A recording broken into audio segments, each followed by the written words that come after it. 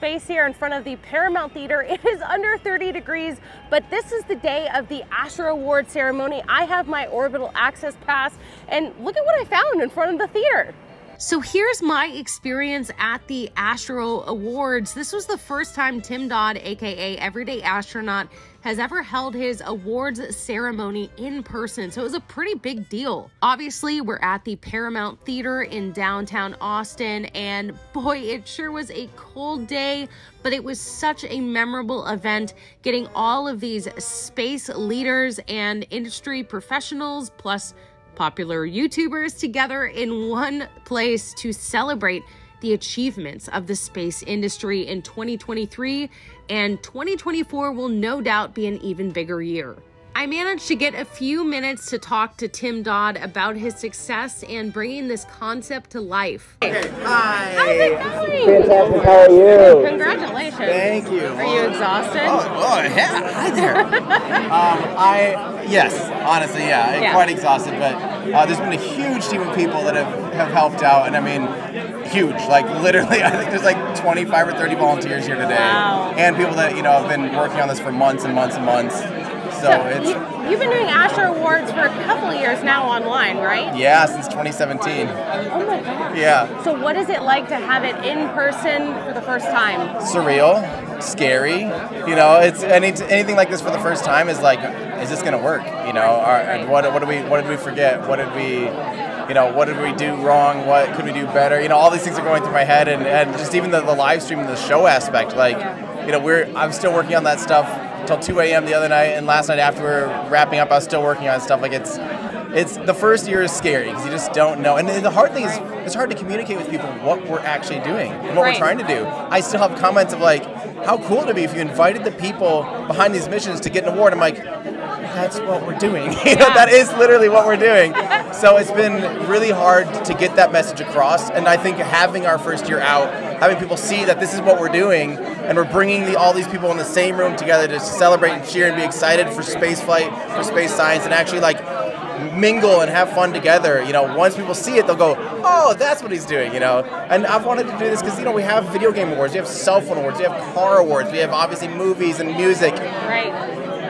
Why not space flight? Right. And space science. Like, there's so many incredible things to me that are even more worth celebrating and more worth, actually important, really, truly important. So, it's so fun to actually see it come together. It must be crazy. I mean, you're an inspiration to me. I have a YouTube channel as well, and I have a fraction of what you've built. Is this crazy that it all started with an orange spacesuit, and now it's? Yeah, I would have never in a million years imagined. My parents were running around somewhere, and I think they're just laughing, like just like, how is this? Right. What's happened with this? Because when I first stopped doing photography, I think they thought I was crazy. Yeah. And now they're just like, I think they're just beside themselves. They were smiling all last night, so that was really fun to see them. And yeah. And when I quit news, some people were like, "Are you sure you want to leave the news business?" Yeah. What is the difference in your community from maybe the first year to now? I mean, it's obviously grown, but what's fun is it's just become so much more mainstream. There's so many more people, a lot of that's just the popularization, the frequency of this stuff. There's just so much more to see and witness and experience, and launches every 3 days and stuff like that. It's just more attainable for the average person. So I would say just in general, the whole cake and pie and pizza has grown so that it's just easier to find the audience, find the community, and it's fun to try to bring them all together and actually have people hang out, I also feel like this award show wouldn't have been possible a decade ago, maybe without the, privatization of space. Oh, no way. I mean, I would have loved to do it back then, but we would have droughts of 5 months with no launches and stuff, or years without like a big milestone, and right. So to have that constantly, we're already oh my gosh, this year, 2024 is what is potentially going to happen. 2024 is going to be insane. So it's like, how are we going to pick and how are we going to do this, already? So it's exciting, and I hope that people really enjoy themselves and feel inspired and feel excited about the future. Well, congratulations. I know this is a lot of work, and it's actually exhausting to interact with this many people, so good for you. Well, thank you. Thank you for being here. I appreciate it. So have fun, enjoy the show, and hopefully I don't mess up too much. You'll do great. I also was able to catch up with a familiar face, Scott Manley, who many of you have seen the story of Scott Manley on my channel. That's a video that I did actually at his house 2 years ago. Scott actually got to show off his DJ skills Saturday night, DJing for everyone.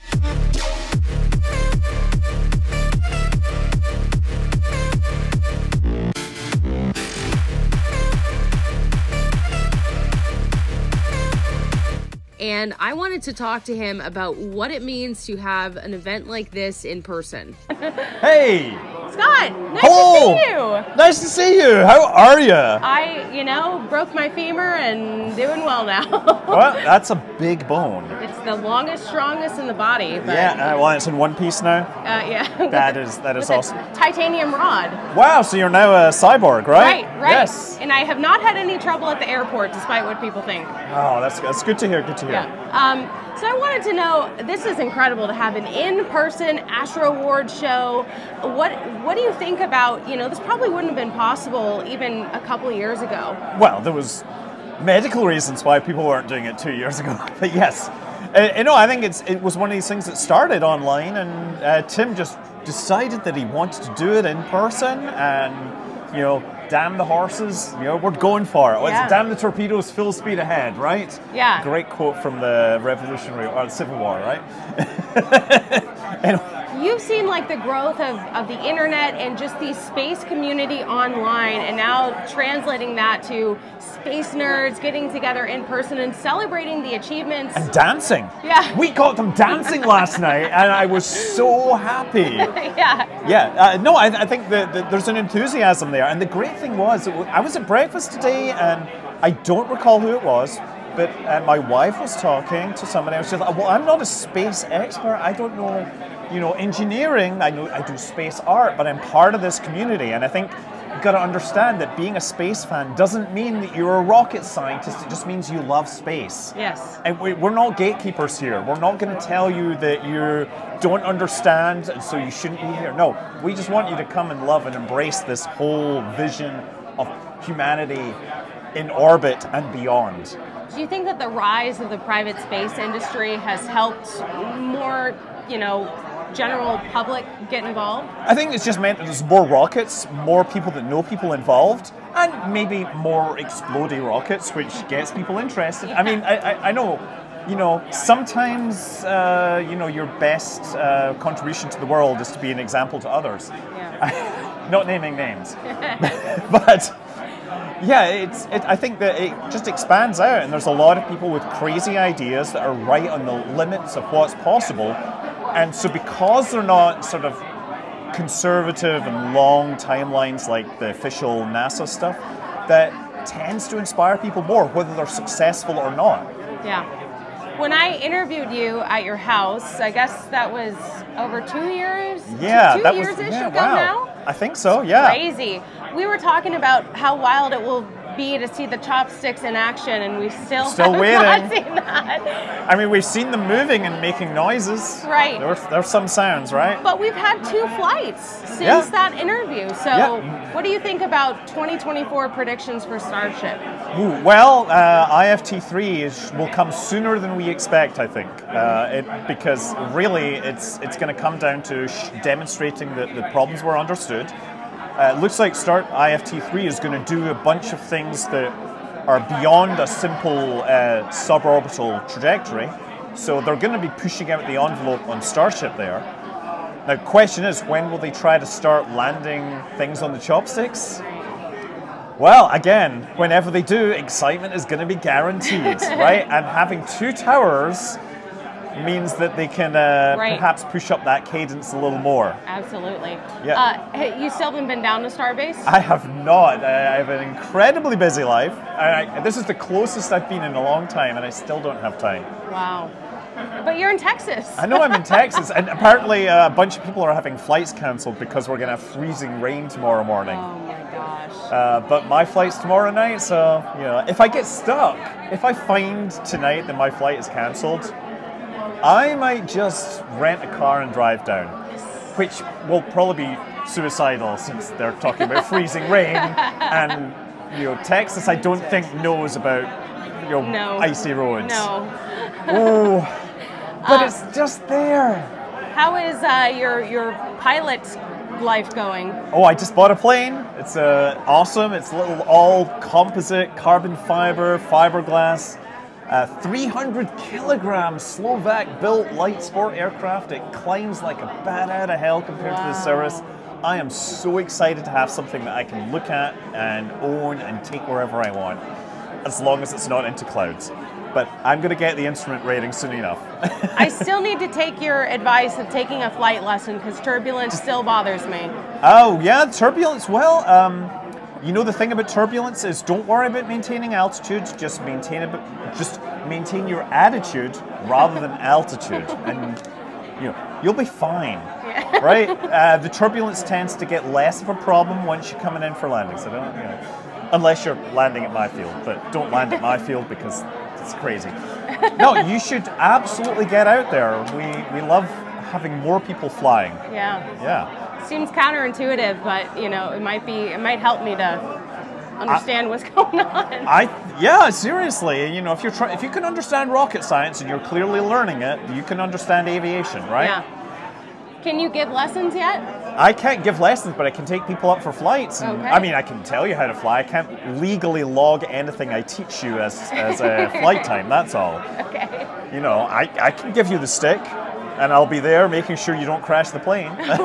But God. It's not a lesson. So maybe someday. Maybe someday if you're in the area, I'll take you flying over Skywalker Ranch, right, and the Golden Gate Bridge. Oh my gosh, awesome. Well, thank you so much, Scott. It was great to see you. No problem. Fly safe.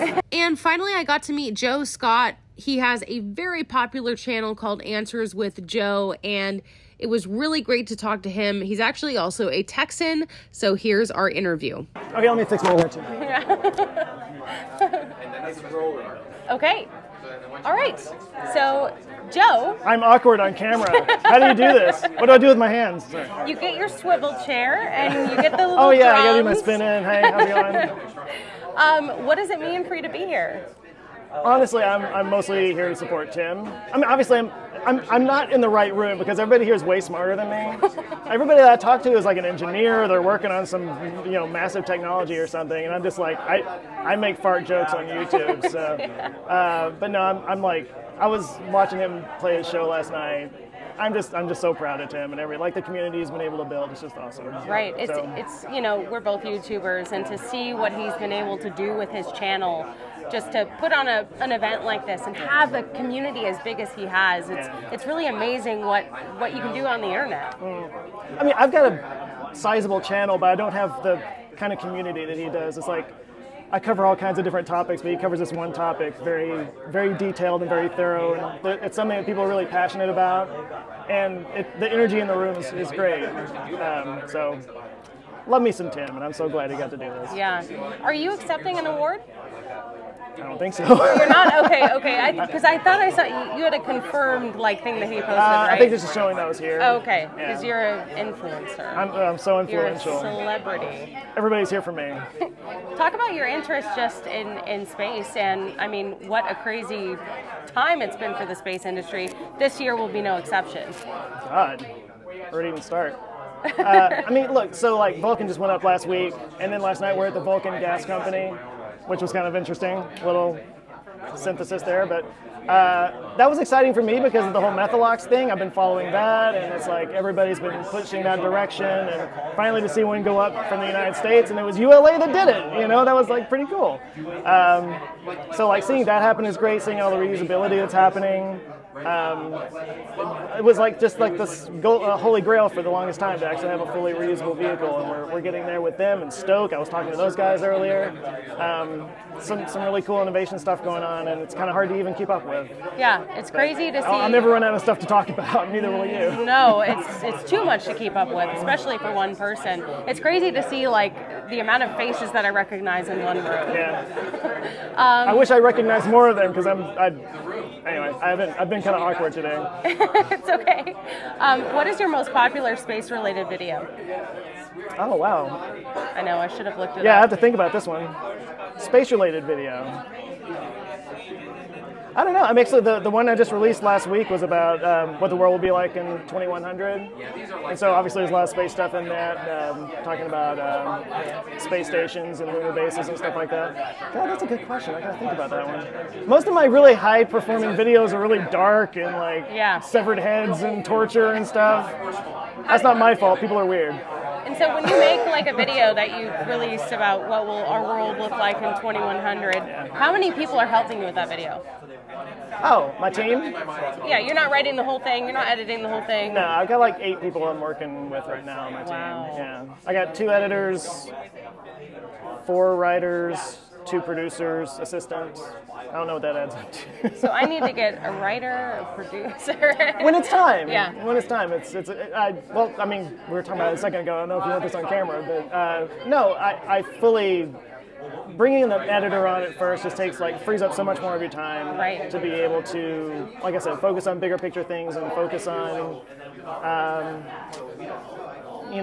traveling, and it just. Also, here's another thing. Having somebody else that's working with you, it kind of is an accountability partner. Right. Yes. It kind of keeps you focused. Yeah. And they can call you out on your BS. Yeah. And takes away your excuses. And also, you just become close friends. And oh, here's the best. Oh, you got me started. Okay. Here's the best thing about having an editor. Is you get to watch your videos like an audience member. Right. Because if you're cutting it together, you're in it, you're like putting it all you see is the mistakes, and then you miss a lot of things because you're focusing on whatever. He'll send me an edit, and he's thrown in jokes that I didn't even think of, and references and stuff. And I get to like watch it and actually laugh like an audience member, and experience it from that perspective. And sometimes because of that, I get to catch things that maybe he didn't see because he was in it, you know. Right. So that's been one of the most unexpected benefits of it. Well, and I'm sure you can remember back to when you were just on your own. It can be kind of isolating and surprisingly lonely. Yeah. Like it's surprising. You know what? You nailed it. I mean, YouTubing is a very weird job. Yes. It's a very weird job. None of my personal friends that I had before I did this know anything about it. So I get with them, and just like everything else, you talk about your job and stuff, and they just kind of glaze over, like, what are you talking about? So like going to YouTube events and getting to meet other people that do it, it's more than just fun. It's actually important. Yeah. It's like for your own mental health and just to be able to talk to people about the things that you do. When did you go full time? 2018, I believe. Wow. Yeah, it's been 6 years now? I went full time about 1.5 years, almost 2 years ago. So I'm on that trajectory. That is a huge win just to be able to do it full time. Yes, leaving TV news behind. Yeah. Totally fine with that. It's very depressing. I did newspaper. I went from a newspaper to doing this. Oh wow, really? Yeah. Very cool. And newspapers are doing really great. I don't know if you've heard. Same with radio stations and TV stations. And there were layoffs every 6 months. Yeah. For like the last, I was there for 12 years, so it was like the last 5 years I was there. And then, I'm not gloating too much on camera here, but no, literally 6 months after I left, they canned my entire department. Wow. So I took a pay cut. I didn't go straight from doing that to YouTube full time. I kind of worked part time for a guy that does. He like runs YouTube channels for brands. Like I did HP's channels, some of them. I like managed them and uploaded their stuff and did all that. And I learned a ton doing that. But anyway, so it was like a sort of an intermediary step there. But I took a huge pay cut to do that, but it's worked out. And if I hadn't done that, I would have been laid off 6 months later. I feel like with, our robotic future, our AI future, this idea of like an abundance of, your time, more people will be able to be creators if they want to. Do you agree with that? I don't know. Once we have, Tesla bots roaming around and replacing boring menial tasks. I don't know. So this may sound negative. My experience is that we fill that extra time with more stuff, and we're not always good about that. Yeah. And being prioritizing and stuff. I like to think that having more automation and robotics and stuff is freeing us up, but we're probably just going to fill it with more garbage. That's so negative. Oh my God. And he's walked off camera. Is there anything else you wanted to add? I'm just glad to meet you. Yeah, it's been great to meet you. I didn't know that you knew about my work, so that's very. I'm honored. That means I've done something right. You've done a lot of things if I've right. reached you on the internet. Yeah. So Tim actually live streamed the entire Astro Awards ceremony, but I wanted to show you some behind the scenes perspective of the event. And I highly encourage you to come to next year's event if you can. Hopefully it'll be a little bit warmer, but it was definitely a job well done to Everyday Astronaut and his entire team. And it's very inspiring for me as another YouTuber just to see the power and potential that a channel has. So to everyone who watches Ellie in Space, thank you for your support. I met so many of you in person at this event as well, and I really appreciate everyone watching my channel. As many of you know, I quit TV news to do this full time, and I want to grow the channel bigger and better than ever. So your support means a lot.